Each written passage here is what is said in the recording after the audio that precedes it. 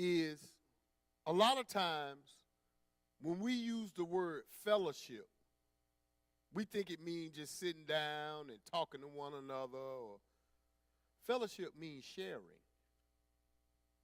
Fellowship means sharing. So listen, if fellowship means sharing, then understand that it doesn't just mean when you hear. In this case, watch this. Paul also talks about how he wants to know Christ and he wants to know the fellowship of his sufferings. What Paul was saying is, I want to share in the sufferings of Christ. See, when we think fellowship, we always think it's something good, ain't it? Paul said, I want to know him and the fellowship of his sufferings, the sharing of his sufferings. That's how much I want to know him. That's something right there. Because Lord knows, most of us don't want to share in some hard stuff or some uncomfortable stuff. Share in suffering? No, you suffer by yourself. I don't want to fellowship with you in that. That's what a lot of us would say. Okay? So it's important that we understand that fellowship constitutes sharing.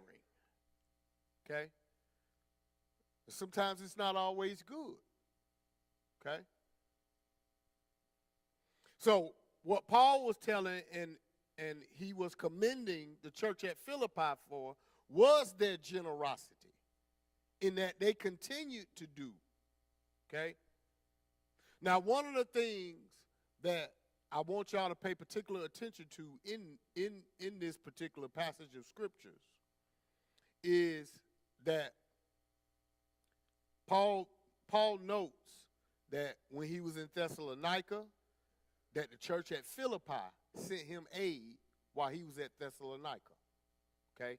But here's what I want y'all to pay particular attention to here. Verse 17 says, not that I seek the gift, but I seek the fruit that abounds to your account. What is he talking about?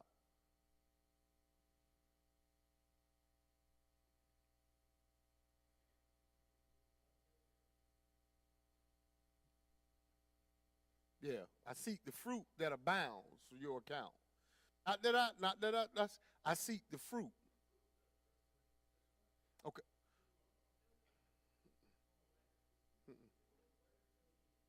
All right, let me ask you this. We look at it this way. So if you have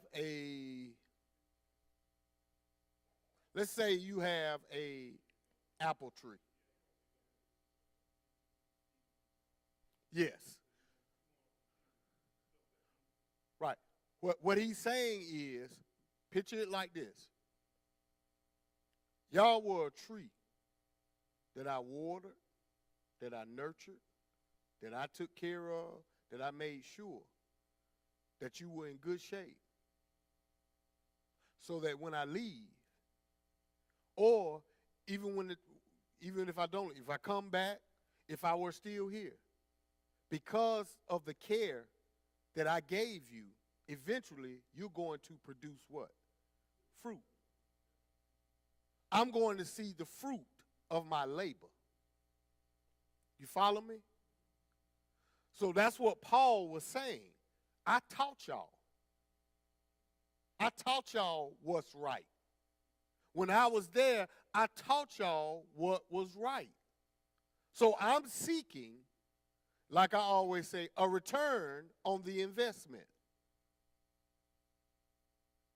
Okay? That's why it's important for us to teach this. Because if our people are never taught, how are they going to know? That's why it's important to teach it. That's why it's important to model it. See, when you model it, I know especially for those of us who are leaders, when we model it, can't nobody come and say, well, you can't ask me to do what you ain't doing.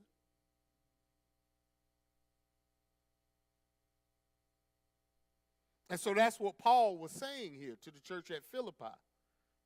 Paul was pointing out that I seek the fruit that abounds to your account. The fruit that comes from what I taught you. Indeed, I have all and abound. I am full, having received from Epaphroditus the things sent from you.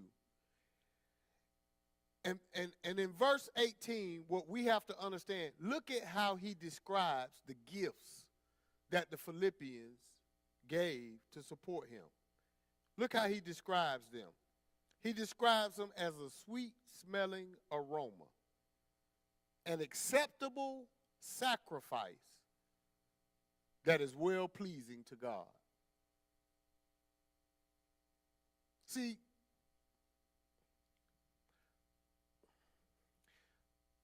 that's why, I'm going to tell y'all, that's why most of the time, people who give generously from their heart are the most blessed. Because God accepts those sacrifices as well-pleasing to him. And of course, we know what the Bible tells us when we please God. The promises that are made to us. Oftentimes, many of us don't understand. We say it in the simplest of terms, and I think that's what makes it difficult for people to understand. Like that song we sang. We sing that song, You Can't Beat God's Giving, and then y'all know in a part of that song what it says, the more you give, the more he gives to you. Just keep on giving. But it's because it's really true. Now that's in the simplest forms, but this is what it's saying. But most people who give generously, particularly giving to God, they don't look to receive it back. Think about yourselves. You do it because it's the right thing to do. You do it from a heart of sacrifice and love. And it happens to come back because God sees your heart. See, people can't look at God like a genie or like the lottery. Put in and expect to get back. You do it from a pure heart. And from that pure heart, because remember, he sees our hearts. He knows. So he knows why you do what you do. And from that, that's what he honors and blesses. Stop and take a look and think about it. And look at some people you know. Now, a funny thing, a lot of times some of the ones that are most generous, you'll never know it. Because they don't advertise it. Yeah, they don't advertise it. What I mean by that is you won't know. They don't do it as a public display.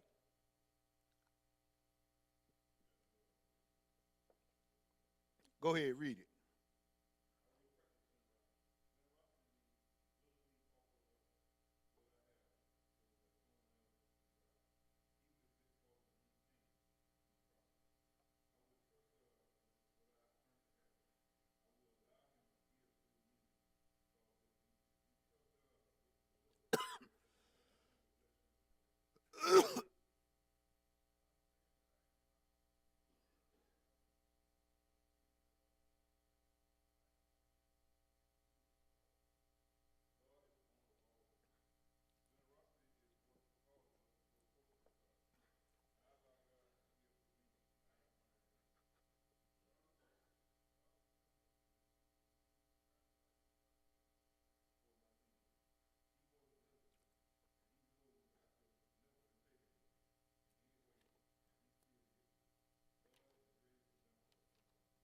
Mm.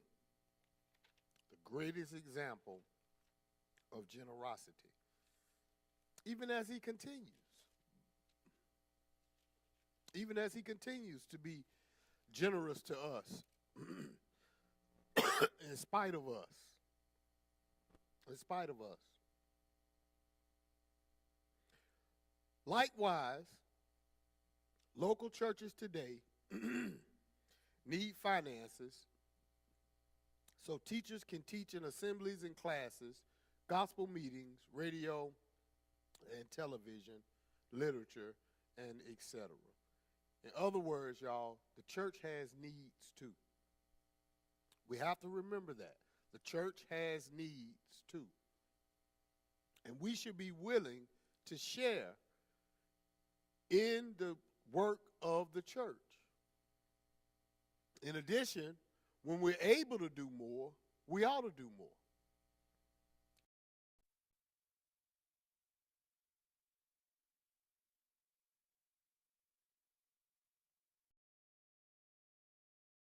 As you're prosper and you're able, okay? Too many times we forget that the church has needs too.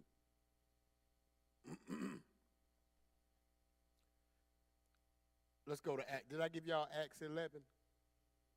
Let's go to Acts 11:22. Acts 11:22. Oh, yeah, but I can't suck it 'cause I gotta talk. I mess around and be like Grayson over there, y'all. I don't know if any of y'all can pick me up and turn me upside down and beat me in the back. Yeah, I have to do the Heimlich on me. No, just a little tickle in my throat once it. We went to actually this pollen is not the pollen that bothers me the worst. The pollen, I actually have it worse in the fall than the spring. Um, Ragweed pollen is what does me in. I have to spray every day with Nasonex. During the fall, this does a little bit, but I can kind of control this with some over-the-counter stuff. But in the fall, I have to call the doctor. But ragweed pollen. So a lot of people have allergies, but see, there are all different kinds of pollen. You got tree pollens, you got grass pollens, you got weed pollens, and so the thing is, if you don't know which one triggers you, yeah. But this one doesn't do. But some people it crushes. Yeah, huh? All the above for you, yeah. And some people are like that. Some people are like that. Then there's some people who get it bad in the spring. In the fall, it's not so bad. But in the fall is your ragweed and a lot of your grass pollens are high in the fall. And what made me find it out, and the doctor figured out, well, that's what it is right there. Anytime I would go do a football game, and it was not on turf, if it was on grass, the next day, it was killing me, and so it figured it out. That was part of that ragweed and grass. So he put me on Nasonex. But I have to start shooting it in August. You can't wait till you feel it to shoot it. Anybody who the doctor give you medicine, you gotta keep, even when you feeling better, you gotta keep taking it. If you stop taking it, yeah, it's gonna get you. Yeah, yeah. Yeah, you got to keep it in your system. Yeah. All right. So, Acts 11:22. Somebody start read. We're going to read 22 through 26.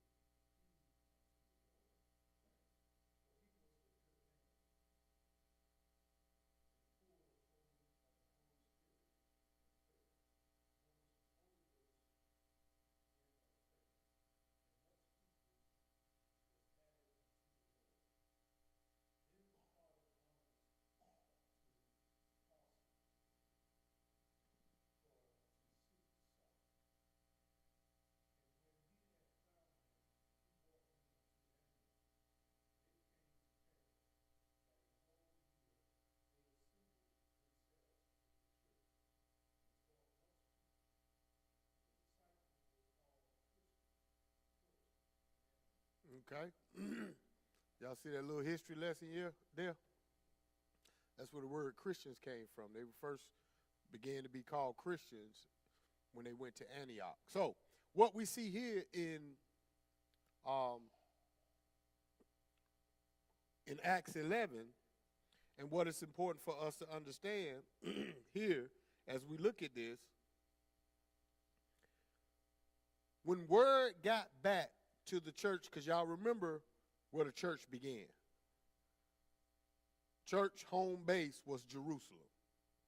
Okay? Y'all remember when Jesus ascended back to heaven, he told them, y'all stay here. Holy Spirit come upon you. After that, you're going to receive power, and you'll be witnesses to me in Judea and Samaria and to the uttermost parts of the earth. Okay? And so the church originated there in Jerusalem, and in Jerusalem, the church was growing. But remember what Jesus told them? That you're going to be witnesses to me all over. Not just here in Jerusalem. I don't want to go too far into this, but that's why, if you'll notice, shortly after this, the church began to be persecuted in Jerusalem. And it was through that persecution that the gospel actually spread. Because y'all know how we are. Once we find something we like to stay there. We get comfortable, right, Marcus? We get comfortable. But remember what Jesus had told them. This is just the beginning. Y'all going all over to the ends of the earth to spread this gospel. But as long as they were comfortable right there in Jerusalem, the gospel couldn't spread. And so when the church began to be persecuted and the gospel began to spread, word got back to the church in Jerusalem, hey, the Gentiles are responding to the gospel message. So when the church heard that, they said, Barnabas, listen, you need to get on, go. They saw it as the opportunity. This was shortly after Saul had been converted. And remember, he was waiting there. Lord, what you want me to do? After Ananias laid his hands on him and prayed for him, and things like scales fell from his eyes. So now we see we got Paul. So Barnabas went to find him so that they could go. Because remember what Paul's mission was to take the gospel to the Gentiles. Word got back to the church at Jerusalem. The Gentiles are responding to the gospel message. We got to go. Well, guess what? It costs for them to go. It costs for them to go. So it was that for a whole year, they assembled with the church and taught a great many people. The church sent Barnabas out all the way to Antioch. Remember, keep in mind what Jesus had told him. You will be witnesses unto me to the ends of the earth. The church sent him all the way out to Antioch. And there in Antioch, for a whole year, the church grew. They assembled the church that grew. Okay? Now, Antioch, listen to this. And here's why it was so important and profound that the gospel was spreading in Antioch. Antioch was the largest city in the Roman province of Syria. And it was the place where the disciples were first called Christian. It became a center for missionary activity as Paul and Barnabas served as pastors there. So Antioch was a city of influence. So where doesn't it reason to want the gospel to be spread at a place where a lot of people are? And they stayed there a year. A year, preaching, assembling with the church, teaching, Okay? And so it's important to remember that when we give to support the work of the church, it ain't just what you see right here. It's not just what you see right here. You know, I'm still convinced that one of the things God used COVID to do is to spread out his gospel even further through these new means of technology. Because everybody wasn't tapping into that technology. There was a few people were here and there. But think, most churches can't be, there were churches that were doing it before social media and stuff, but even before social media, now the gospel was being spread on television. But y'all know normally the churches that you see on television, those would be what we call mega churches. For the most part, they were the only ones that were able to afford that, or even still are able to afford this. This social media is a I don't want to call it, it's a poor man's way. It kind of put everybody on level footing. So now we don't have a congregation or the financial means that the Potter's House does in Texas. So yeah, I might not be able to come on the Word Network, but through YouTube, through Facebook, I am able to reach. So I believe that was one of the things that God did through this disruption that we had through COVID. I ain't saying that God made COVID come to do that. I'm saying that's one of the things that he did out of that, because he's able to take something that's bad and still bring good out of it. But it kind of put people on level ground. Now I want y'all to think about this. So anybody with a smartphone now has the opportunity to hear the gospel. Even if you ain't got cable TV. See, because before, only on certain channels could you get certain, But anybody with a smartphone now has the opportunity to hear the gospel. Not only that, because I believe this to a large degree too, one of the things that we always talk about, and I'll be quick to tell you this. That's why I don't, God made all us different. Pastors and preachers of his word, he made all of us different. And where one may do well in this area, there may be another one that does well in this area. There may be another one that does well in this area. And the way that I present the word may be different from the way that this one presents the word, and may be different from the way both of us present the word. But here's the thing about that, because some people might not like the way I do it. And some people might not like the way he does it. But then the way she does it, she may be able to catch that person that don't like the way me and him do it. So the other thing that it's done is opened up an avenue where you got all of these different preachers with different styles of preaching, that now if people can't get,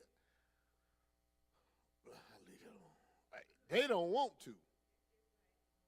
Think about it. If you go, hang on one second, man. Think about it. If you could go to YouTube right now, and any style of preaching you want. If you want a teacher style, if you want a hooper, if you want a hellfire and brimstone one, if you want an encourager, they're all there. They're all there. Yes, ma'am. What Marcus said? Prosperity. Oh, okay. Yeah. Right. Mm-hmm.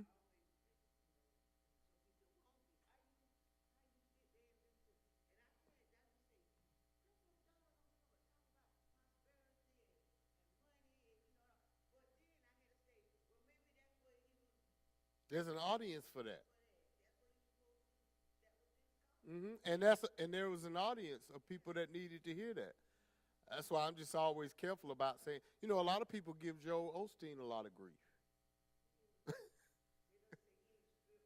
Right.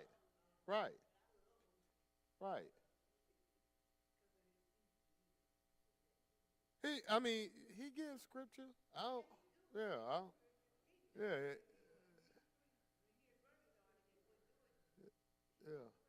I know most of the time I hear people, a lot of people talk about he don't talk about hell.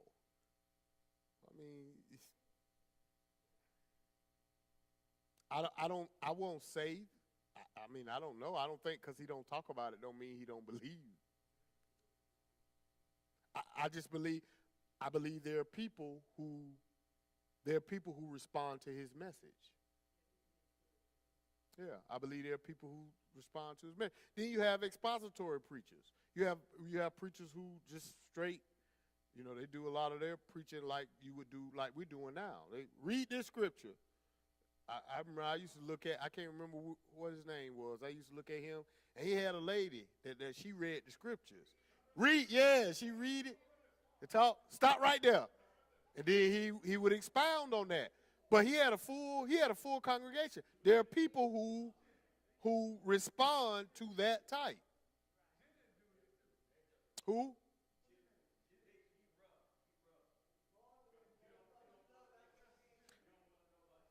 I already know about it. That's why I'm shaking my head. We finna move on.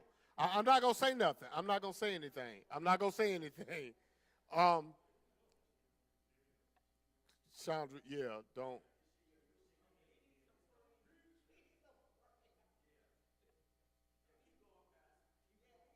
Yeah, I will always tell y'all this. But let me be quiet. Another thing that we need to realize about Acts 11 and what they're saying is when you look at what Paul and Barnabas was doing, this is where we also need to understand that it's not always about material and money. What we see them doing is they're being stewards of their time and talents. See, because a lot of times we'll have people that forget that too. I need your time. I need your time. Let me just give you a check. No, I need you. God gave you a gift.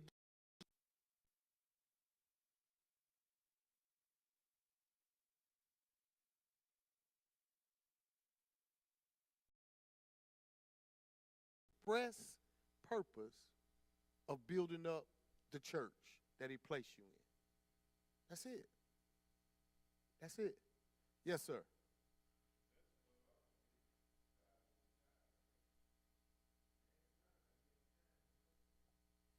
It's all of it. A steward gives all of it. Because here's the reason why, and this is what I would say to them. Here's the deal with that. I cannot pay, and Beaver, correct me if I'm wrong. Can we go to planners with time? Can we pay planners with time? Huh? Okay, Georgia Power.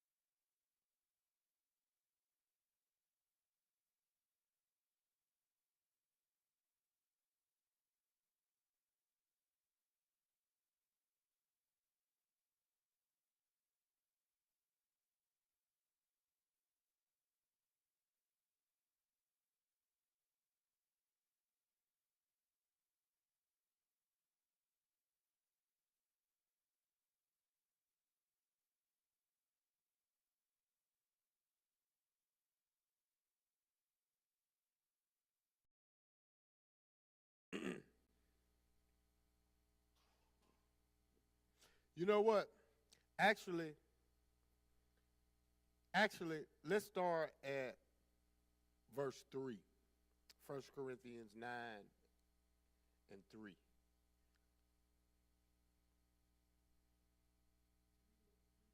Just start reading because it's we actually gonna go down to 14, but I know we're gonna have to stop.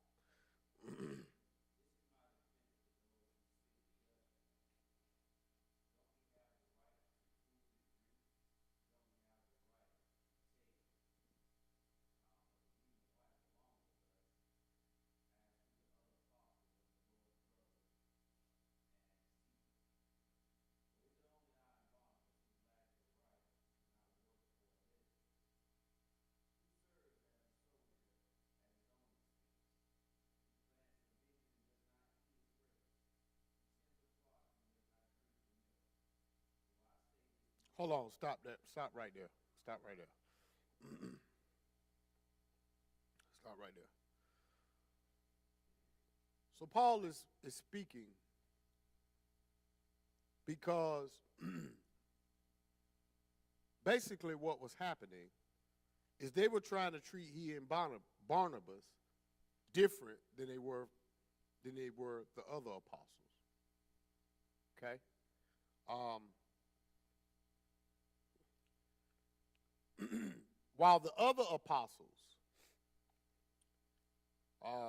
who may have been around, they've already been to their churches. While they looked at the other apostles, some people looked at the other apostles. Okay, they don't work. All they do is the gospel. Share. We need to bless them. We need to help them. Oh, y'all know Peter had a wife. But they were trying to treat Paul and Barnabas different.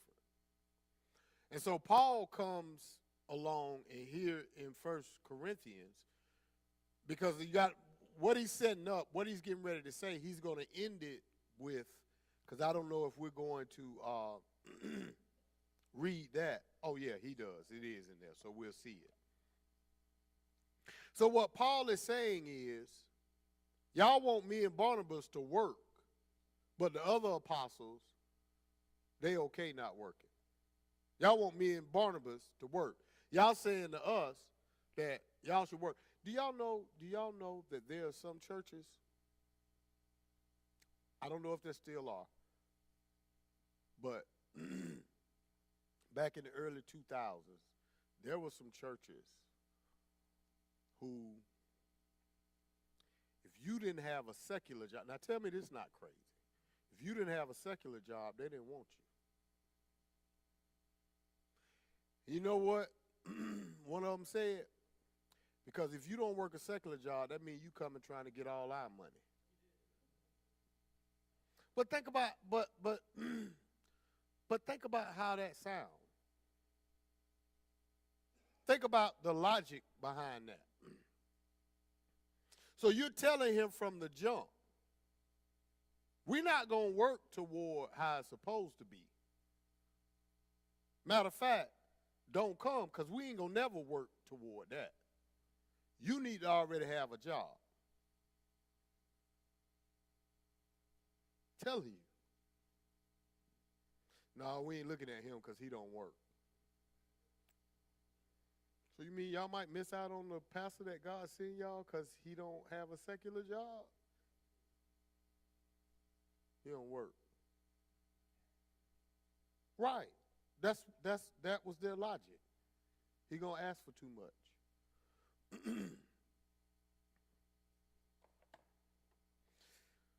So what Paul is saying here, because that's what was happening here. No, Paul, y'all need to work. I know y'all here teaching and preaching, but you keep asking us to give you money. You need to go get a job. That is my job. What you talking about? I ain't no different from Peter. I ain't no different from the other ones. Why is it okay for them but not for me? That's in essence what Paul is saying here. Why is it okay? Peter came here for a whole year. You didn't tell him to get a job, but now me and Barnabas here, we got to go get a job. And we doing the same thing that they're doing. We don't have that right. And so then Paul went even further. Y'all tell me something. What farmer plants and don't partake of some of the stuff he planted? What soldier, Beaver, Vaughn, Willie, Bert, we got any more? Me. I already know what my answer will be, but I'm going to tell y'all. So when it was time to go fight, all right, we get ready to go over, fight the Viet Cong, go drain your money out your bank accounts, buy you a rifle. Vaughn, we get ready to go over to the desert and get Saddam. Make sure you got enough money, bring your own rifle, and stop by and buy your uniforms and anything that you're going to need while we there, go buy it. Wait a minute. I'm a soldier fighting for you. Bert, go get your M16 now. Okay, where the armor at? Oh, no, we ain't got no armor. You need to go. It's a place down on Broad Street. They only take cash now. We laughing, but that's what Paul is saying. That's what Paul is saying in effect here. That's what Paul is saying. Whoever goes to war at his own expense. Who goes to war at his own expense? Yes, sir.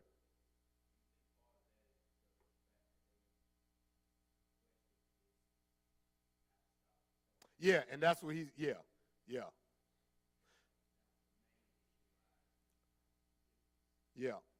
Yeah, and they did, and right. What Marcus is saying is right. That was one of the things. Oftentimes, a lot of the churches question Paul's apostolic authority. They were trying to say, you're not like the other ones. You're not an apostle like them. They walk with Jesus. Okay? So they were questioning his apostolic authority. So that may have something to do with it. Paul says, whoever goes to war at his own expense. Who plants a vineyard and does not eat of its fruit? Or who tends a flock and does not eat and does not drink of the milk of the flock? Think about that. If they do the work, what he's saying, if we do the work, aren't we entitled to some of this? If I plant a vineyard, you don't think I'm going to eat some of the grapes that come from this vineyard? If I tend a flock, you don't think I'm going to drink some of the milk that comes from this flock that I'm tending? But that's what they were expecting Paul to do. No, you don't get ours. You need to go work for your own. Wait a minute. Y'all supposed to be giving to support the work of the church.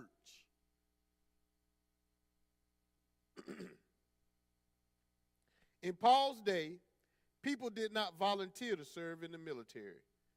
All soldiers were mercenaries. When they went to battle, they were paid for it. With these three illustrations, the soldier, the farmer, and the shepherd, Paul argues that he has the right to give himself totally to the ministry of the gospel without having to work on the side.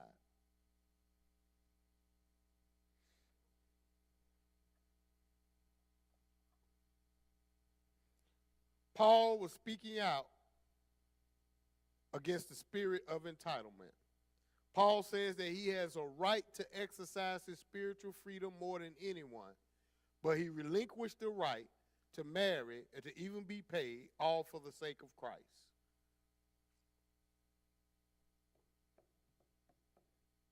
Y'all see that? Go ahead, verse 8.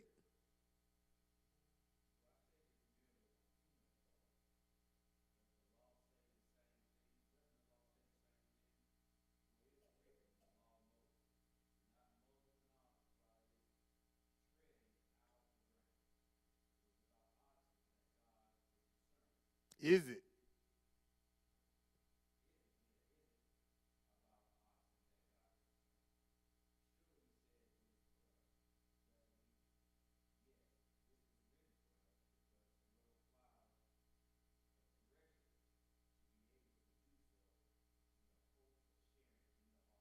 All right.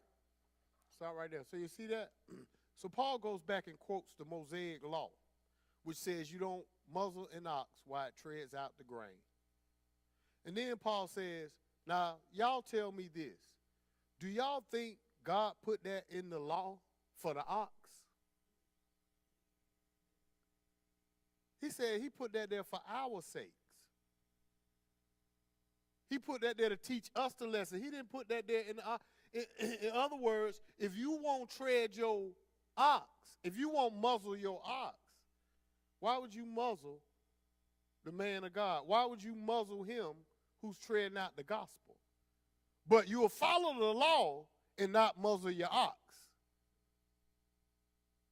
Because it's right. If the ox tread out grain, if he want to bend over and eat some of it, you don't muzzle him so he can't eat it. You behind him, what out. Yeah. So what he's saying is, God wasn't talking about ox. He put that there for our sake, for us to see, so that we don't do that, huh? Yeah, like he said, so that he who plows in hope that he gonna receive some of the fruit for what he plowing. So in other words, what he's saying there is, it takes sharing in that. Y'all want to go put me and Barnabas to work instead of sharing. Y'all want us to plow in no hope. You want the Cadillac, but you don't want to pay the maintenance. And don't want to put premium gas in it. You want to go by and put 87 octane.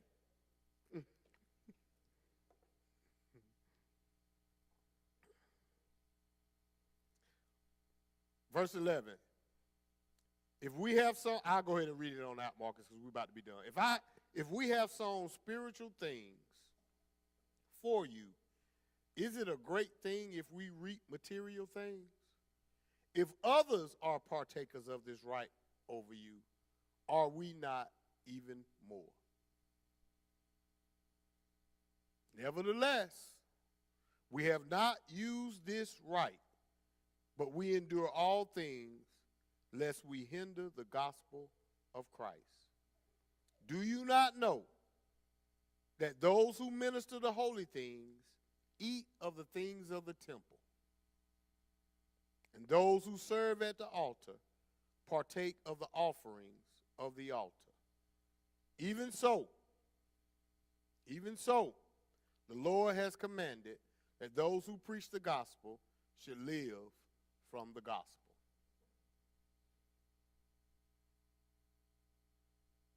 So see, that's why Paul was talking to the Philippian church about that fellowship, about that sharing. Okay? And that's the point that he's making here, and that he wants us to understand, that has to come from those who are giving to support the work of the church. Those who are giving to support the work of the church.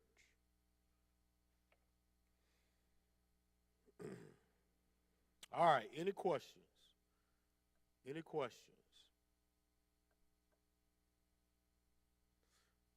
All right, when we come back, and that's going to be the week after next. Next week, we'll be here on Wednesday, but we'll be here worshiping and fellowshipping with the Burke Benevolent Black Church of Chandra. Y'all will be providing the music that night.